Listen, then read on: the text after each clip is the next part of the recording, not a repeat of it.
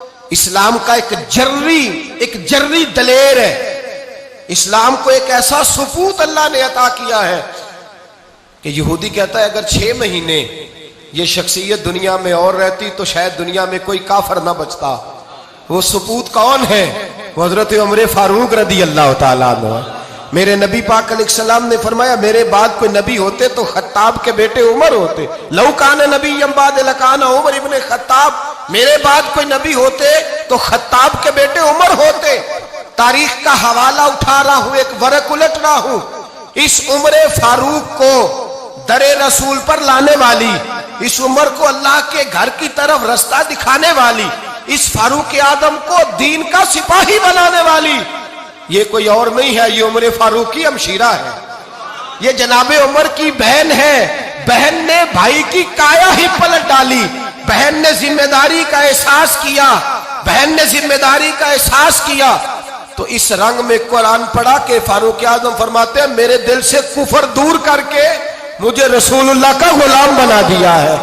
بہن اگر ذمہ داری کا احساس کرے، بہن اگر ذمہ داری کا احساس کرے، حضرت عمر فرماتے ہیں، حضرت عمر کہتے ہیں میری ایک نوکرانی نے، کنیزہ نے کلمہ پڑھا، میں اسے دروں سے مارا کرتا تھا، میں تلوار لے کے گھر سے نکلا حضور کو شہید کرنے، تو مجھے کسی صحابی نے کہہ دیا تو حضور کو شہید کرنے جا رہا ہے، گھر کی تو خیر منا، تیری بہن اور بہنوئی بھی کلمہ پڑھ گئے۔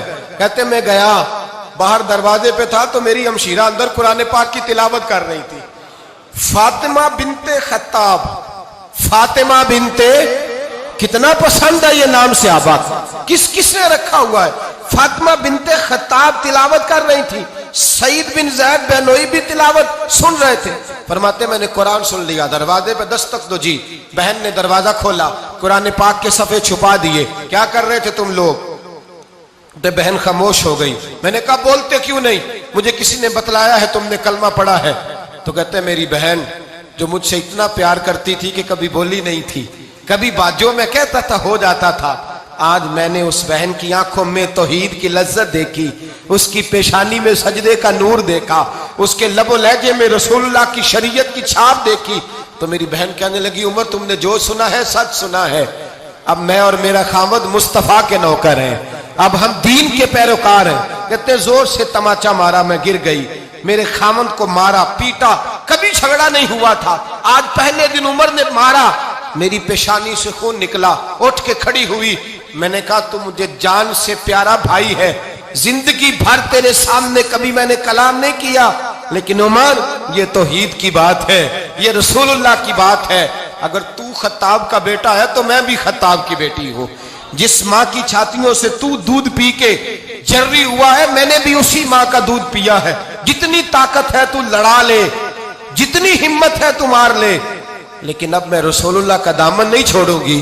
حضرت عمر کہتے ہیں بہن کی قوت ایمانی نے، بہن کی قوت ارادی نے، بہن کے توکل اور یقین نے مجھے مجبور کیا۔ میں نے کہا میری بہن کے دل میں اگر کوئی بات آئی ہے تو اس میں سچ ضرور ہوگا، اور اگر بہن بھائی کو اس دلیری کے ساتھ درس دے رہی ہے تو اس کے اندر کوئی نکھار ہے۔ میں نے کہا لا ذرا تو کیا پڑھ رہی تھی؟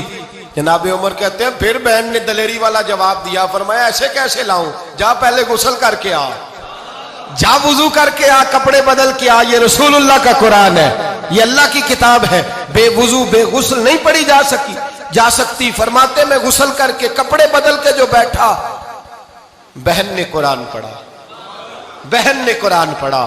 اللہ کرے بہنیں بھائیوں کو قرآن سکھانے لگے، اللہ کرے بہنیں بھائیوں کو حدیث سکھانے لگے، اللہ کرے بہنیں اپنے بھائیوں کو رسول اللہ کے در پر جھکانے لگے، اللہ کرے بہن کہنے لگے آ جا مل کر کے دونوں دین کی۔ بہن نے قرآن پڑھا، فاروق اعظم رو رو کے نڈال ہو گئے۔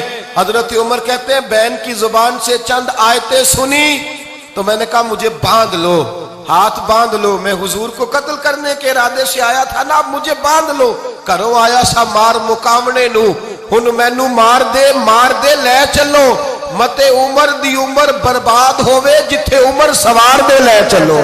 اب مجھے